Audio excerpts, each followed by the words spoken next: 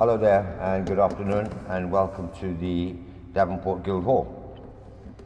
We're here today because we represent a group of concerned residents which are concerned about an iconic building which is going to ruin, absolute ruin. It's been bought over by a group known as the Church of Scientology, nigh on 7 years now, and it's been left to waste. Now, this is a beautiful, iconic building that belongs to us. This was frequented by the royal family, hence its name, the Royal Fleet Club. They used to come here to serve the Armada, the pride of Britain. Now, Church of Scientology, as we know it, is a small building in Ebrington St. And to look at it, you would think, well, what's the danger? This is not going to harm anybody in our community.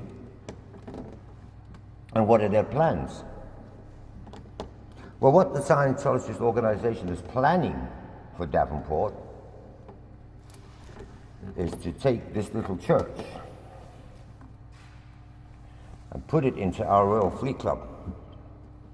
And they're planning on bringing in 150 members from America and foreign countries abroad who are high-ranking, dedicated Scientologists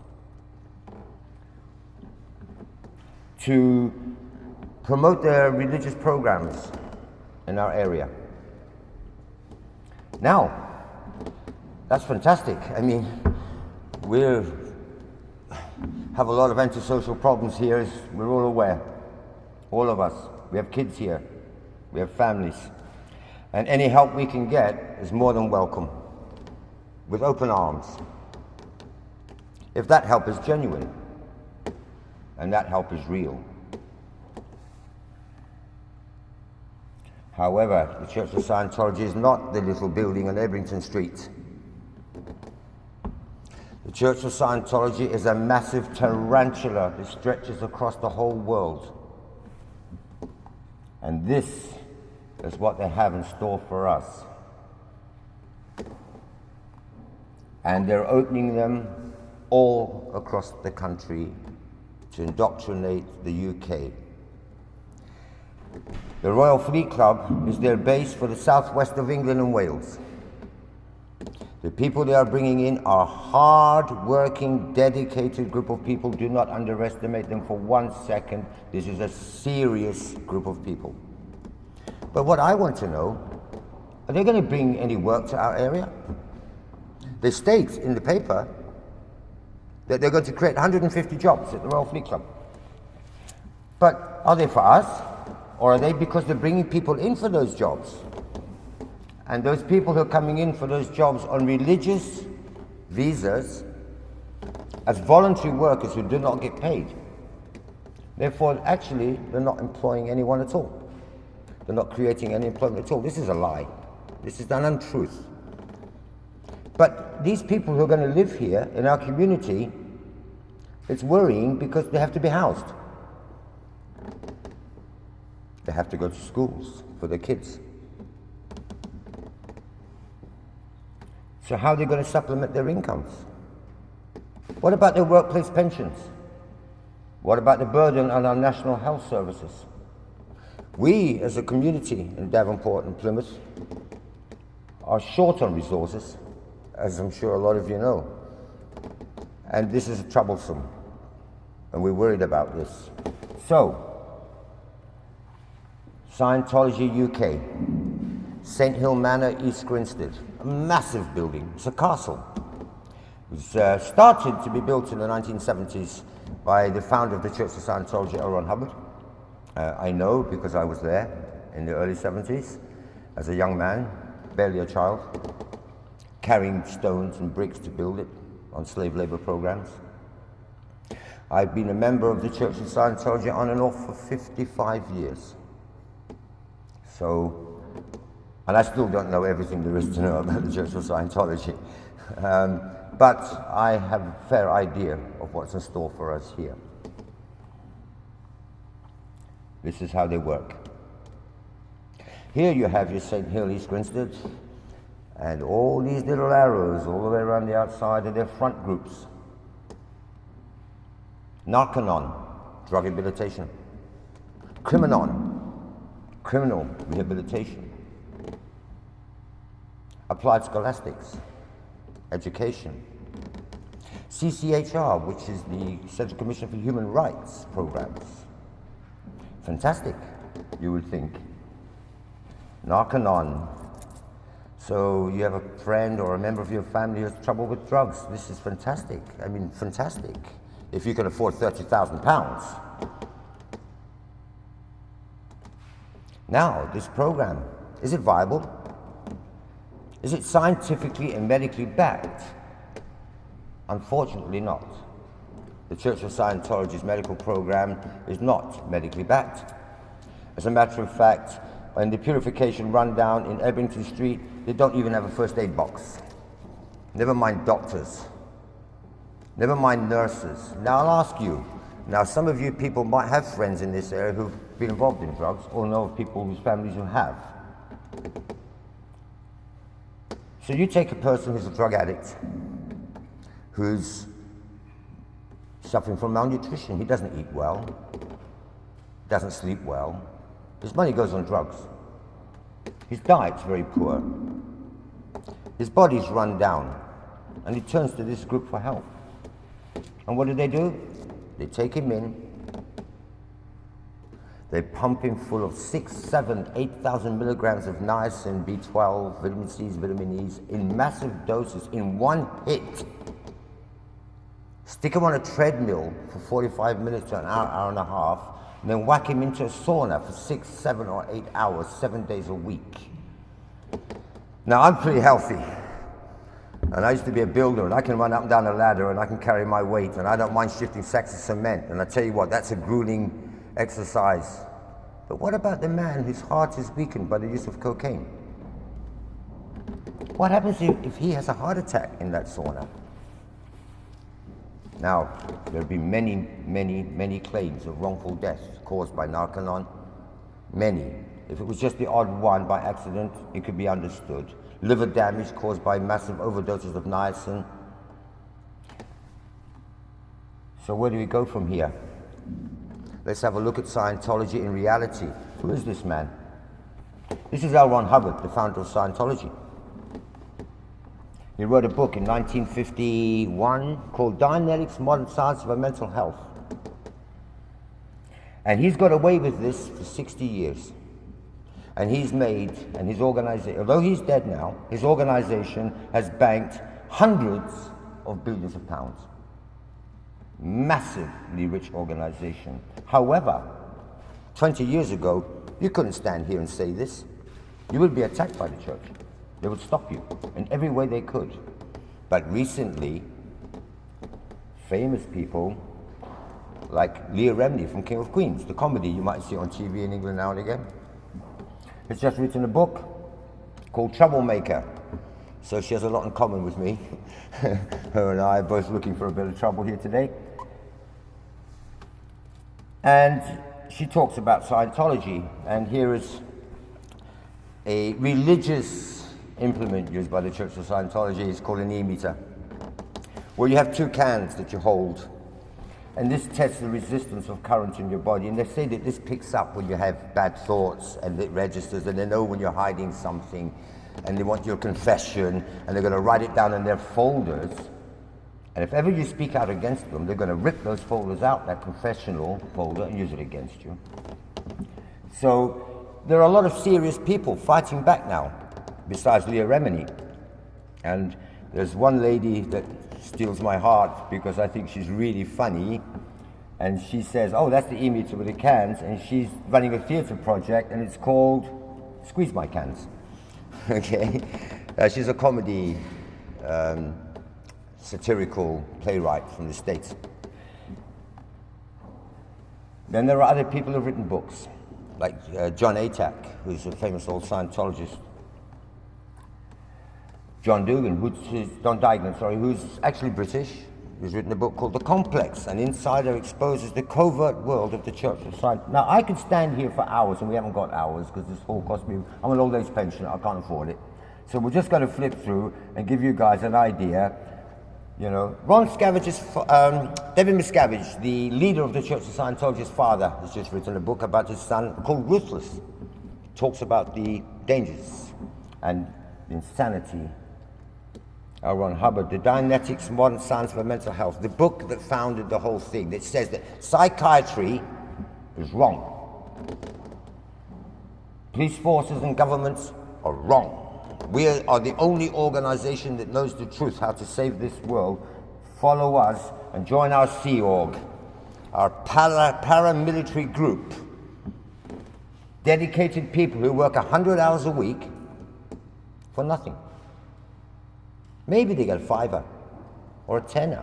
Sometimes, actually, I think Steve actually told me the other day, once you got £25, or twice, but mostly nothing.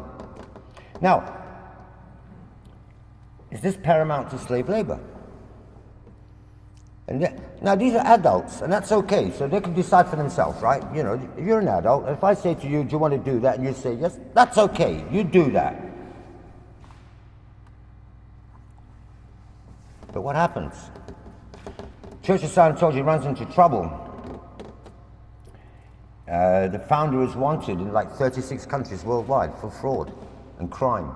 So he escapes, and what does he do? He goes and hides on a ship at sea, because the captain at sea is his own law. That's why they wear the paramilitary naval uniforms.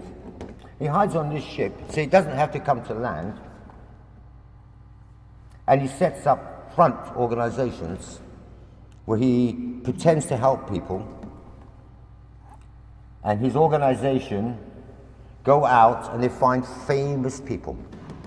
So they can say, hey, do you want to be like Tom Cruise and John Travolta? You want to make a lot of money? You know, you become a Scientologist, because this is the secret, baby. We're the group that makes this possible. And they have schools. This is a picture of Greenfield School in East Grinstead, where children who belong to Scientologists go and study. But do they do mathematics, sciences, foreign languages? Oh, unfortunately not. What they do is they get asked to join the Sea Org, children, to sign a contract for 1 billion years. Can you imagine 1 billion years? That's like signing your soul to the devil in blood, isn't it? 1 billion years. Children. Now, as I said, adults, well, if we want to go for it, fine. Your daughter, 11, how old are you? 6, 7? 7. You see, putting into slave labor camps and working for the Church of Scientology. So what's the truth? What is the truth? A lot of people accuse the Church of Scientology of many things and lying about many things. And I could be one of those people, and I could be lying too. Maybe they're not fraudulent. I'm asking you, it's possible, true or false? Maybe they don't break up families and hound people for money. Maybe they don't. Maybe I'm wrong.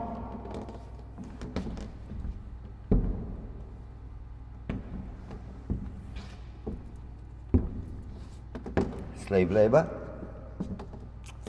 hounding people who don't abide by them, chasing them.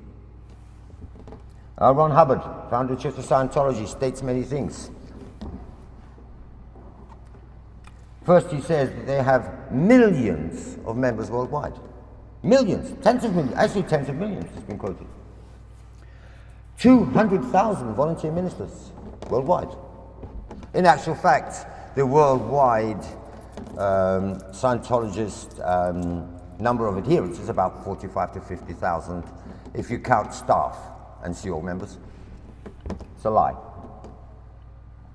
The lies. I was a nuclear physicist. L. Ron Hubbard flunked school and college. He was a blood brother to the Blackfeet nation in Indians, and slept with bandits in his travels through India and Tibet. He'd never even been there. Now, these are just simple lies. I mean, we're not really worried about that, are we? Oh, yeah, you know, I used to know this girl. Yeah, we all do it. We brag, don't we? He was a pioneering brainstormer at the dawn of aviation. Etc., etc., etc. Lie after lie after lie.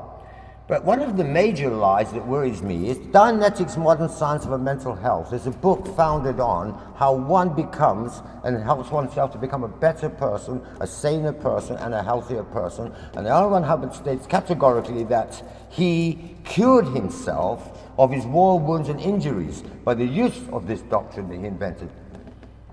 And let's just go down and have a look and see.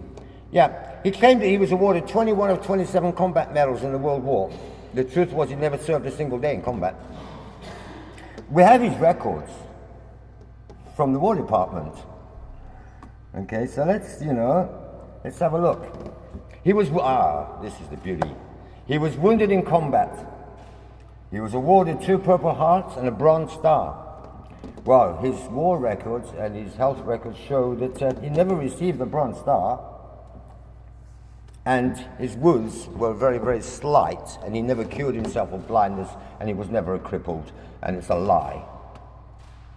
Now, if I want to sell you something and take your money, and I lie to you to get that money, if I come round your house and say, hi, I'm a painter and decorator, I'll fix that for you, darling, I'm a professional, and I'm lying, and I don't give you what I promise, and I've lied to get your money, that's fraudulent.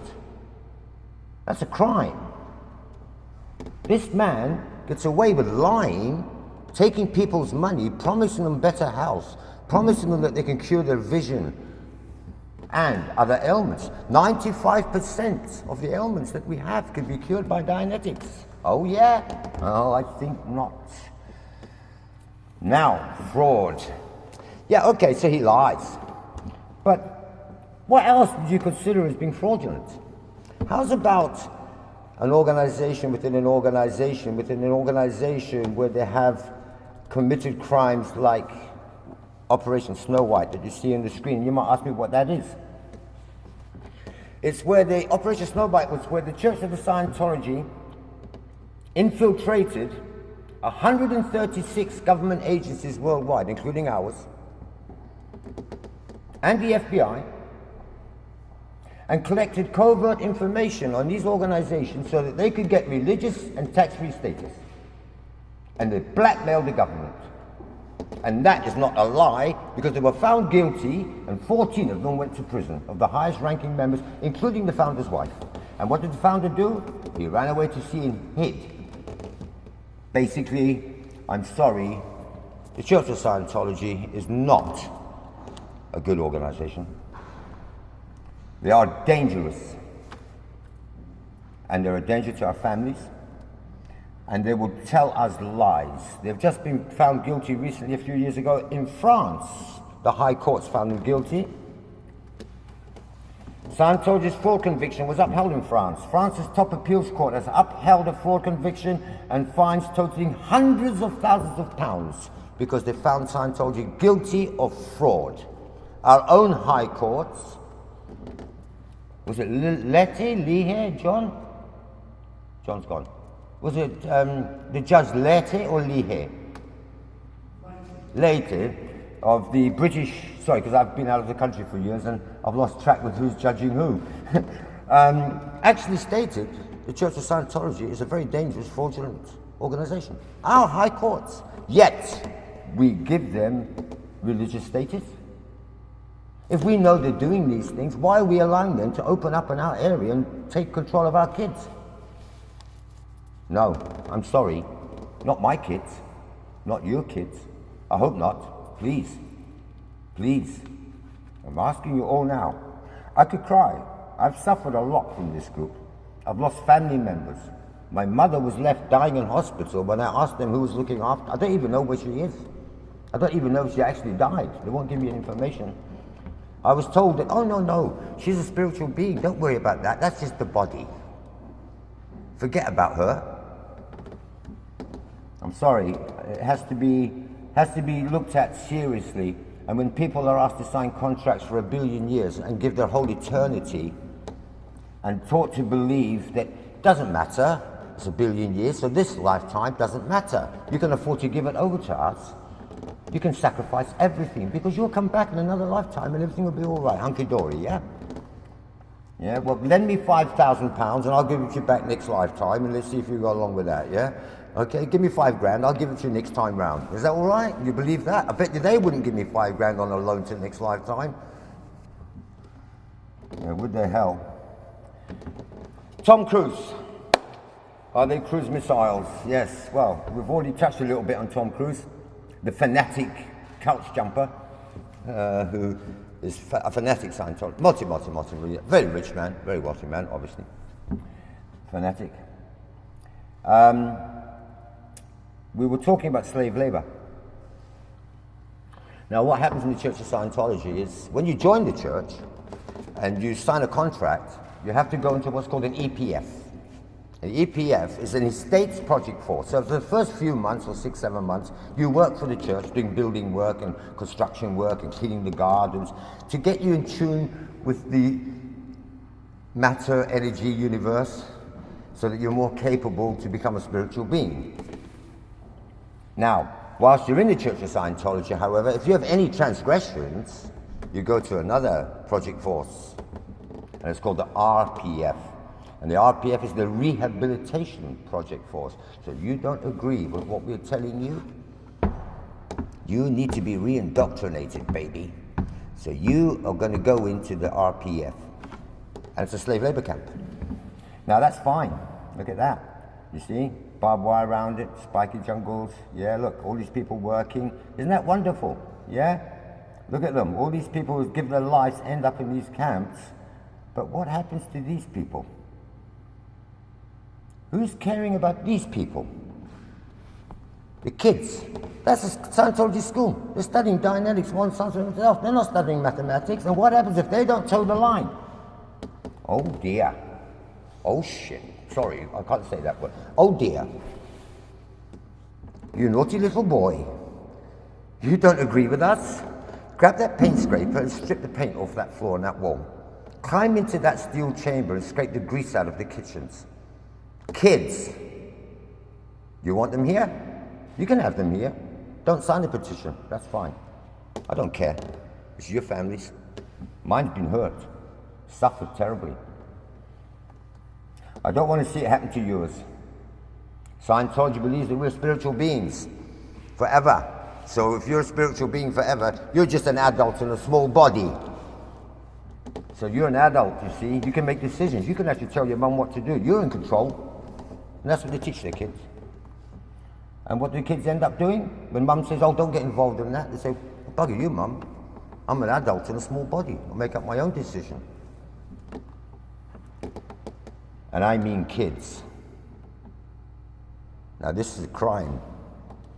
This is absolutely diabolical. I'm talking children being audited. Yeah. I could go on here for hours, but I haven't got time. So I will move on quickly, and we will talk about disconnection. So you're married. You have a husband? Oh, I met you the other day, didn't I? We were talking. I'm really glad you came. Thank you very much for taking the time. And all of you. Please, thank you. From the bottom of my heart. No, you're both Scientologists. Hypothesis. There you are. And every week on a Thursday at 2 o'clock, you've got to go into the organization and tell them how much you've done for them and how much money you've raised and how many books you've sold. And it's called statistics, this stat day. 2 o'clock every Thursday. So Thursday comes along and your wife goes in and she sold 20 books.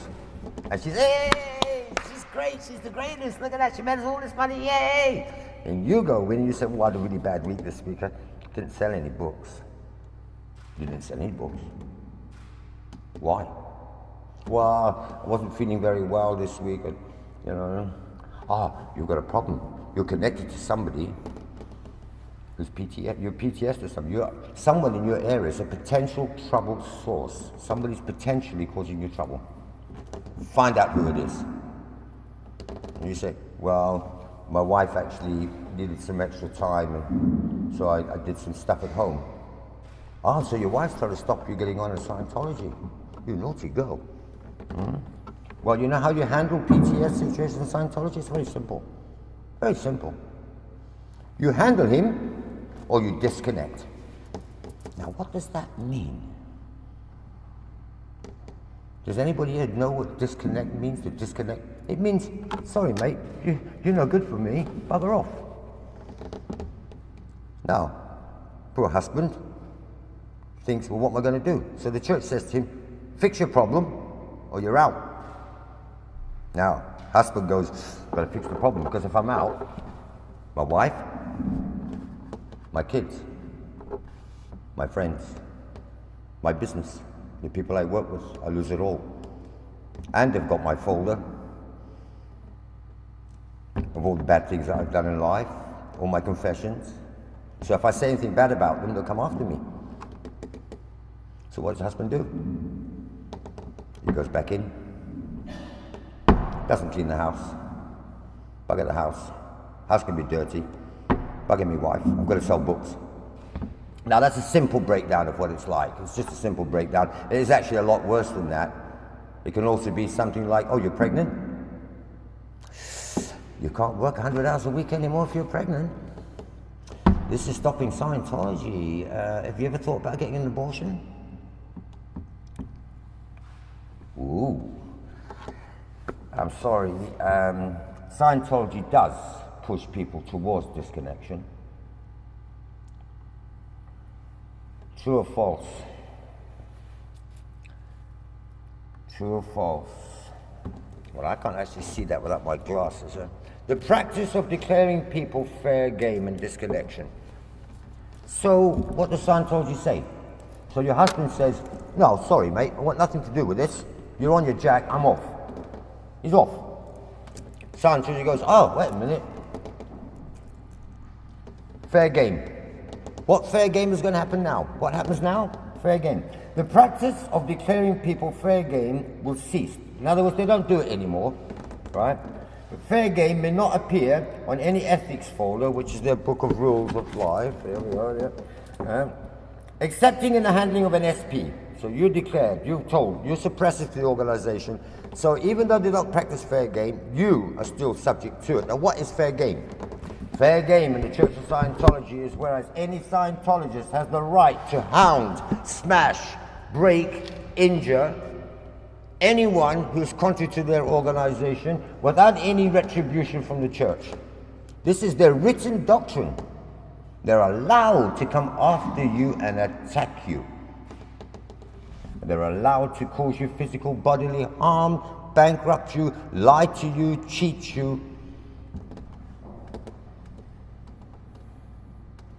And if you don't do as you're told, they will come after you.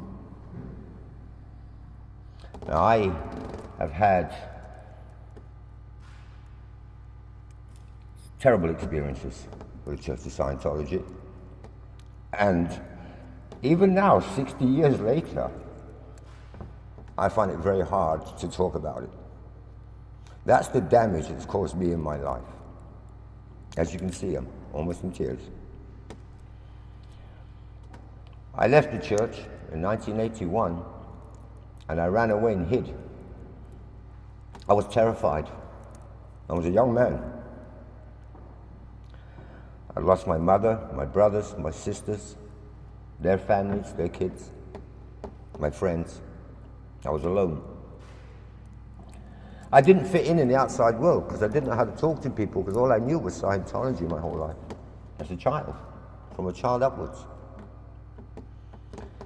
I couldn't communicate to people. I turned to drugs. I just wanted to die. I pushed myself into the ground so hard. I was on a death wish for years. I came to grips with it in the end. It was a hard fight. And I decided, and I got married, and I've got beautiful kids, and I'm really lucky. And she's a lovely lady, and she stood by and helped me a lot. Otherwise, I wouldn't be here today helping you. And she said to me, go back to England. I went and hid in Peru, in the Amazon jungle, 25 years. I was terrified. They were going to kill me. And I'm not joking now, and I don't want anybody to think, oh, he's crazy. I'm serious. She said, look, it's eating you away. Go back to England. Try and bury the hatchet. Maybe things have changed. It's been a long time. Look up your family. So I did. And she was right.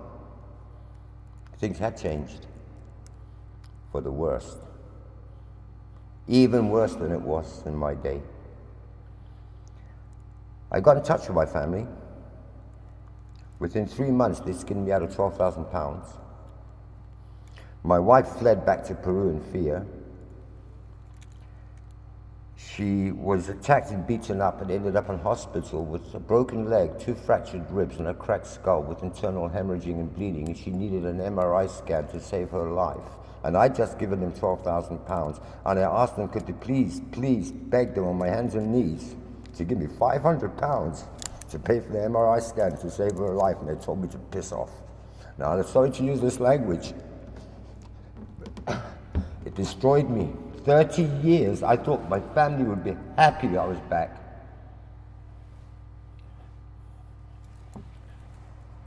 So, I'll try to get over this and move on, because it's a dangerous organization.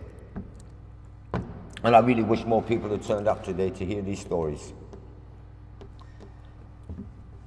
And I'm going to skip, because I know you people are very busy, and we've talked about hounding, and well, we'll just see what kind of things actually go on, just quickly, because I don't want to take up your whole day. I'm actually very pleased that you're here. John Sweeney. Did I get that right? No, I didn't get that right. Oh, I'm so useless at this stuff. That's what happens when you live in the jungle for 25 years. And when asked in that case why he kept making the accusation, Is that coming through on sound? his reaction was unexpected, to say the least. Can you hear that?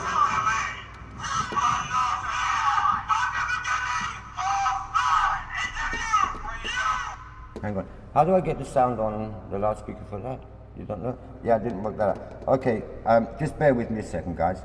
John Sweeney is the BBC broadcaster. The man up there might have heard of him because he's a writer, my neighbour. Hounded by the Church of Scientology till he exploded, lost his job, lost everything. I've lost the sound for this, but it's not really important because there's so much to cover. So, you know, it's not easy to stand here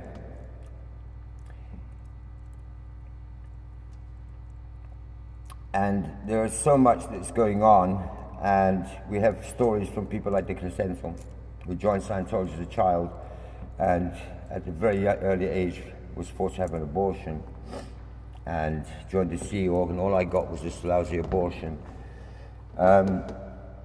We've covered the Narcanon programs and how they don't work. Now we come down to the end. It's getting near the end now. People have died. Now, this is not, I don't want to sound crazy, so I'll try and keep this light as I can. And I don't want to frighten anybody, but there are hundreds of recorded deaths related to Scientology. And one of, there are many, I mean, I have to be here all day to go through all the hundreds, and I can't take the time to honor every one of them. And I'm sorry I can't do that for them. But Lisa McPherson is one. She was taken ill and she was taken to a hospital, because Scientology doesn't believe in medicine and psychiatrists, don't forget. She was locked in a room which was supposed to be looked after by people, but she was actually abandoned, and, well, she died of pulmonary embolism while under the care of the Church of Scientology, a flag service organization incorporated in the state of Florida. The medical examiner indicated that Lisa was a victim of negligent homicide. Now, I'm not a lawyer, and I don't understand all the ins and outs of all these things, but I think negligent Homicide means that somebody stuck her in a room and just forgot about her, let her rot away and die. And she didn't get the proper medical attention and treatment that she deserved whilst under the care of the Scientologists. If they don't believe in modern medicine, there's no reason why they have to go so far. Now, how far would you go to protect yourself? If you've got an organization that's worth billions and hundreds of billions of dollars, and somebody dies, and it might be bad public relations for you, how far would you go to cover that up? You don't want the world knowing that happened. So how far would you go to protect $1 billion? Would you go so far as to cover up suspicious deaths? I mean, I know a lot of people and a lot of organizations who would do it for a lot less. Believe me, there's wars fought over for less. That's her before and after. Beautiful lady. And that's what she looked like when they finished with her.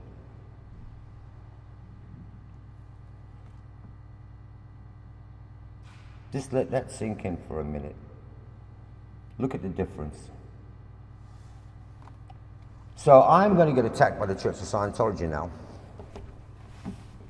because I dared to stand here and say these things.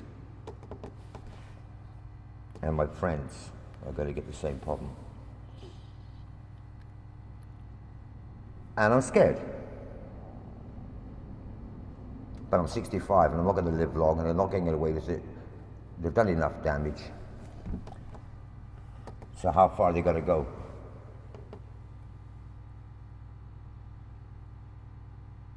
How far are they going to go? There's a policy in Scientology, it's called R245, where Ron Hubbard states in writing that it's okay to pick up a gun if you're a CO member and shoot someone. This is provocation of violence. I'm sorry, this is in their flaming books, on their lectures. I mean, how blind can we be? That's like jihadis beheading people. How far is it going to go before it's misinterpreted? Scientology, yes. Before I ask my friend John to give a quick talk. You're not going to give a talk, John? Okay. I'm going to talk to you about Carl Brennan. Not long ago, Carl Brennan's mother and father separated. His father was a Scientologist. And Carl Brennan went to live with his father. And Carl wasn't a very well man, very stable man, and he was getting medication for depression. And his father decided one day that psychiatrists, we hate them. These are the evil people of the world. Took his medicine off him and locked it in the boot of his car.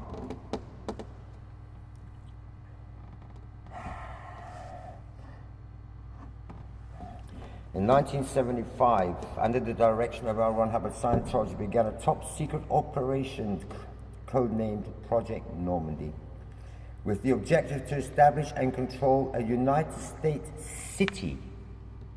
A whole city. And believe me, they own whole cities in the States. Clearwater. Every business and every building is practically owned by or run by a Scientologist. Even the police force is in their pockets. The thing is, though, one day, Carl was found dead in a room, in his father's room, shot through the head. At the time, it was ruled as a suicide, but things didn't add up. And Carl's mother, who is actually a forensic pathologist, if that's the right word, or forensic examiner, who knows a little bit about forensics, no GSR on his hands, so shoot himself through the head, but no gun residue, no fingerprints on the gun. But he's dead on the floor, he's got no gloves on. So what did he do? Shoot himself in the head, then wipe the prints off, take the gloves off and throw them away. You know, that just doesn't add up. I mean, you know, police reports were tampered with. The Church of Scientology was notified 45 minutes to an hour before the police were notified so they could come in and clean up. His laptop went missing, it was wiped clean. Lots of little idiosyncrasies here that make you worry about how somebody would put the death of their child, they would put the organization of the Church of Scientology first instead of calling the police. You know, so I'm not saying the Church of Scientology shot him, okay? What I'm saying though is, this is a little bit suspicious. And these things are a bit suspicious, and there have been many deaths by the Church of Scientology. Of people while under the care of the Church of Scientology. I can't prove Scientology killed anybody. Sorry. I can prove that Lisa McPherson was abandoned, and and I can prove certain things. But I can't say that this person from the Scientologist organization killed that person. But when you have a large amount of cases like this, it is very worrying, and has to be taken into consideration what kind of people we're letting into our community. Now, as I said, I could go on all day, but I'm going to end here because there's not very many of you, and I'm very grateful for your attendance. I'd like to ask any of you who think that there may be any truth in any of these accusations to sign our petition and say no to the Royal Fleet Club becoming an ideal org in Plymouth. For your own safety. Doesn't matter about mine. They can't hurt me anymore, really, to be honest with you. There's nothing much more they can do to me. They've done all they can.